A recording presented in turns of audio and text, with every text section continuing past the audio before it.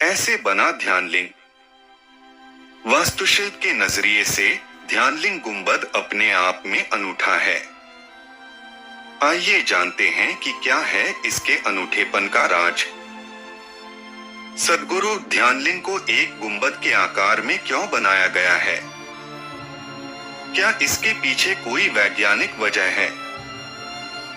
सद्गुरु किसी भी चीज से जो विकिरण रेडिएशन निकलता है, चाहे वह रोशनी हो या गर्मी, हमेशा एक गोलाकार घेरे के रूप में निकलता है।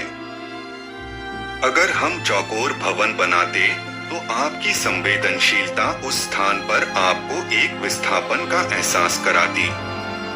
इसलिए ध्यानलिंग के लिए गोल भवन की जरूरत थी। मैंने जिस तरीके से ध्यानलिंग परिसर के डिजाइन के साथ समझौता किया, यह मेरी जिंदगी का एक ऐसा पहलू है जिससे अब भी मुझे शर्मिंदगी महसूस होती है। हर बार जब मैं यहाँ से गुजरता हूँ तो मैं जानता हूँ कि वह क्या हो सकता था और हमने बजट और समय की अपनी सीमाओं के कारण क्या किया है। शुरू में मैं उसे जमीन से लगभग 60 फीट नीचे रखना चाहता था और उसके चारों ओर एक विशाल जलकुंड बनाना चाहता था। वह सबसे अच्छा तरीका होता। लेकिन जब हम निर्माण कर रहे थे तो मुझे एक निश्चित समय में उसे पूरा करना था, क्योंकि उस समय मेरी जिंदगी एक खास दौर से गुजर रही थी। समय और पैसे की सीमाओं के कारण हमने उसका निर्माण कार्य तेज किया, इसलिए मेरे पास एक वैकल्पिक योजना थी। उसमें भी बहुत पैसे लग रहे थे, इसलिए मैंने उसके बदले एक तीसरी योजना स्वीकार कर ली। अब हम इस योजना को सुंदर और लाभदायक बनाने की हर संभव कोशिश कर रहे हैं, क्योंकि उसके लिए तो कितना भी श्रृंगार किया जाए काफी नहीं है। हम जो कर सकते हैं वह करने की कोशिश कर रहे हैं। वास्तुशिल्प के नजरिए से ध्यानलिंग गुंबद अपने आप में अनूठा है। आमतौर पर गुंबद अर्धगोलाकार होते हैं, जैसे कि ताजमहल या गोल गुंबद हैं, लेकिन हमने एक अंडाकार गुंबद बनवाने का फैसला किया। अंडाकार हिस्से को किसी तरह के स्टील, कंक्रीट या सीमेंट के इस्तेमाल के बिना इस तरह खड़ा करना सबसे बड़ी चुनौती थी। यही वजह है कि यह गुंबद अनूठा है। अगर आप इसे यूं ही देखें तो यह एक अर्धगोले की तरह लगेगा, लेकिन असल में वह अंडाकार है। हम इसे इसलिए ऐसा बनाना चाहते थे क्योंकि लिंग का आकार भी अंडाकार ही होता है, इसलिए एक अंडाकार गुंबद लिंग की ऊर्जा के लिए सबसे सही है। हमने सीमेंट, स्टील और कंक्रीट का इस्तेमाल न करके केवल ईंटों का इस्तेमाल इसलिए किया क्योंकि बहुत अच्छी गुणवत्ता के कंक्रीट का भी अधिकतम जीवन करीब 125 साल का होता है। हम आने वाली पीढ़ी को परेशान नहीं करना चाहते। कल्पना कीजिए कि 100 साल बाद कंक्रीट का एक खंभा अगर किसी के ऊपर गिर जाए, क्या आप उनकी दुर्दशा की कल्पना कर सकते हैं? हम ऐसा बुनियादी ढांचा बना रहे हैं जो 3 से 5 हजार साल चलेगा, क्योंकि लोग इसका लंबे समय तक आनंद उठा पाएंगे। अगर आप मेसोपोटामिया या मिस्र की खुदाई में मिली चीजों को देखें तो पहले अवशेष आपको मिट्टी के बर्तनों के मिलेंगे, क्योंकि मिट्टी को पकाने पर उसकी उम्र लगभग अनंत काल की हो जाती है।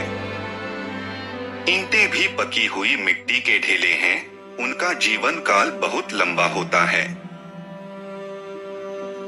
गुंबद का एक और पहलू यह है कि वह खिंचाव से जुड़ा हुआ नहीं है, जैसा कि आजकल की अधिकांश इमारतों में होता है। अधिकांश इमारतों में छत और गुरुत्वाकर्षण शक्ति के बीच एक लगातार संघर्ष चल रहा होता है। गुरुत्वाकर्षण इमारत को नीचे खींचना चाहता है, छत ऊपर रखना चाहता है, एक न एक दिन गुरुत्वाकर्षण जीत जाता है। लेकिन गुंबद सिर्फ ईंट, मिट्टी और चूना पत्थर तथा कुछ हर्बल पदार्थों से जुड़ा हुआ है। इसके पीछे का साधारण विज्ञान यह है कि सभी ईंटें एक ही समय गिरने की कोशिश करती हैं, इसलिए वे नहीं गिर सकती। यह ऐसा ही है मानो 10 लोग अगर एक दरवाजे से घुसने की कोशिश करें तो नहीं घुस सकते, वे फंस जाएंगे जब तक कि उनमें से एक पीछे हटने की शालीनता न दिखाए। और मेरा यकीन कीजिए, ईंटों में शालीनता नहीं होती। हर ईंट को 24 घंटों तक पानी में डुबाकर देखा गया कि वे पूरी तरह पके हैं या नहीं। कच्ची या अधपकी ईंटें पानी में रखने पर गल जाती हैं। जो ईंटें 24 घंटे में नहीं गलती, वे अच्छी तरह पकी हुई होती हैं और उनकी उम्र चिरकाल के लिए होती है। हमने हर ईंट को मिलीमीटर तक मापा क्योंकि अलग अलग आकार का होने पर वे गिर जाएंगी। गुंबद के लिए एक एक ईंट को गोलाई में बिठाया गया। एक महत्वपूर्ण बात यह है कि एक बार ईंटों की एक परत शुरू करने के बाद आपको उसी दिन उसे पूरा करना होता है। अगर आप ऐसा नहीं करते तो ढांचा रातों रात गिर जाएगा। पूरा होने के बाद वह नहीं गिर सकता। ईशा योग केंद्र भूकंप के प्रति संवेदनशील क्षेत्र में स्थित है, इसलिए हमने बालू की नींव पर गुंबद बनाया। हमने 20 फीट गहराई तक खुदाई की और उसे बालू से भर दिया ताकि वह एक गद्दी की तरह काम करे। वह किसी तरह के कंपन को झेल लेता है। उसके बाद थोड़ा दुस्साहस करते हुए हमने गर्म हवा को बाहर निकालने के लिए गुंबद में 9 फुट का छेद बनाया। आमतौर पर लोग मानते हैं कि एक गुंबद में छेद छोड़ना संरचना की दृष्टि से असंभव है। लोगों ने कहा गुंबद को बंद होना चाहिए वरना वह गिर जाएगा। मैंने कहा चिंता मत कीजिए, यह इसी तरह नहीं खड़ा है। गुंबद गुरुत्वाकर्षण शक्तियों के साथ पूरे तालमेल में है। वह आरामदेह स्थिति में है, बल्कि आप कह सकते हैं कि वह ध्यानमग्न है क्योंकि इस भवन में कोई तनाव या खिंचाव नहीं है। इसीलिए मैं लोगों से कहता हूँ, जब स्वयं भवन ही ध्यान कर रहे हो तो आपको तो कोई परेशानी ही नहीं होनी चाहिए। गुंबद में इस्तेमाल हुई 108,000 ईंटों को स्वयंसेवकों ने खुद नापा और लगाया।